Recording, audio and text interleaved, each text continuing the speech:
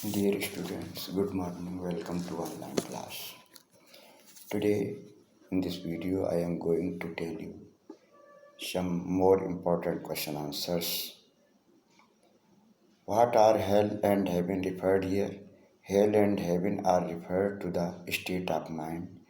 स्वर्ग और नरक ये मस्तिष्क की मनोदशा को व्यक्त करते हैं.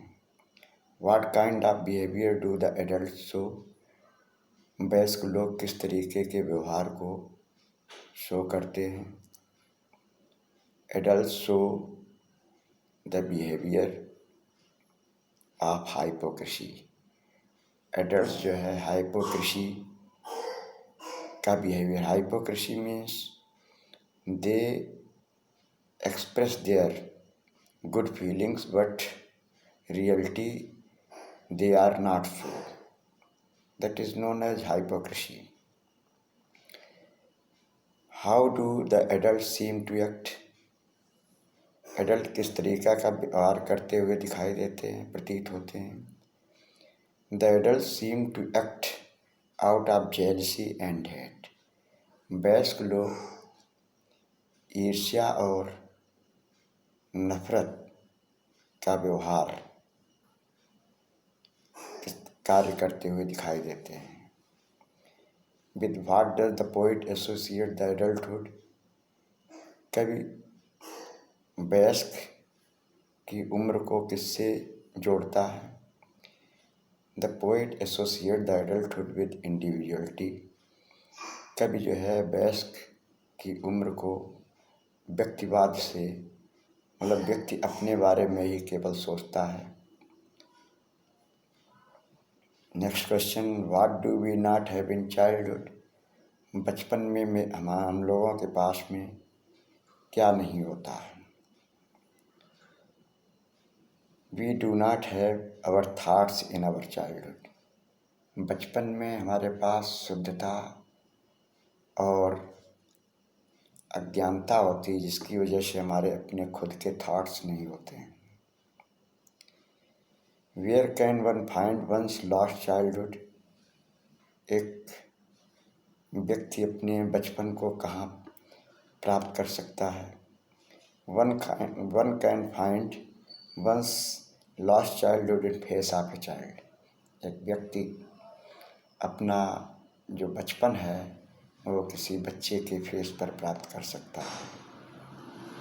What does the poet long for. कवि क्या इच्छा करता है. The poet longs for childhood's innocence. कवि ये इच्छा करता है कि उसे वही बचपन वाली सिधाई या सीधापन जो है प्राप्त हो. When does the poet feel that he became adult and mature? The poet feels that perhaps it was the age of 11. कवि सोचता है कि शायद ये 11 वर्ष की उम्र है. That he had जिसमें कि वह he had attained adulthood, जिसमें उसने वयस्क की उम्र को प्राप्त किया है. He began to distinguish between fact and fictions. अब वो कल्पनाओं में और तथ्यों के बीच अंतर करने लगा है. In childhood he believed in hell and heaven. बचपन में उसे हेल और हेवन का अंदाज़ा था. हेल और हेवन के बारे में मालूम था उसको. But now he began to think them imaginary and they do not exist in reality. लेकिन अब इस समय उसे ये लगता है कि ये है नहीं, कल्पनाओं में ही ये सब चीज़ें थी. स्वर्ग और नरक कल्पनाएं थीं और ये रियलिटी में नहीं. What kind of independence of thoughts and expression. What kind of independence is the poet talking about. Answer, the poet is talking about the independence of thoughts. कभी यहाँ पर विचारों की और अभिव्यक्ति की स्वतंत्रता की बात कर रहा है। Now he has his own thoughts, इस समय जब वो बड़ा हो गया है तो उसके अपने खुद के विचार हैं। In borrowed in not borrowed from are imposed by anybody, वो न किसी के विचारों को प्राप्त लेता है और न ही किसी के विचारों पर आश्रित रहता है। Now next and the last question is what differentiate childhood from adulthood. ऐसी कौन सी बात है जो कि बचपन को वयस्क की उम्र से अलग करता है। The poet believe that independence of thoughts, कवि इसको विश्वास करता है कि विचारों की स्वतंत्रता जो है वो डिफ्रेंशिएट्स चाइल्डहुड फ्रॉम एडल्टहुड, बचपन को वयस्क की उम्र से अलग करता है।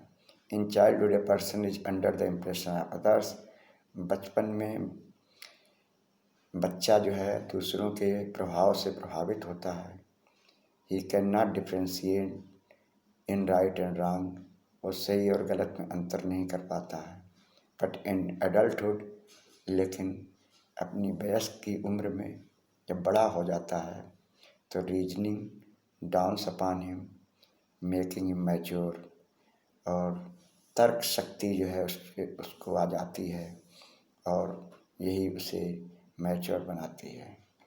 Dear students, I think that you will grasp all these question answers and prepare them for the examination.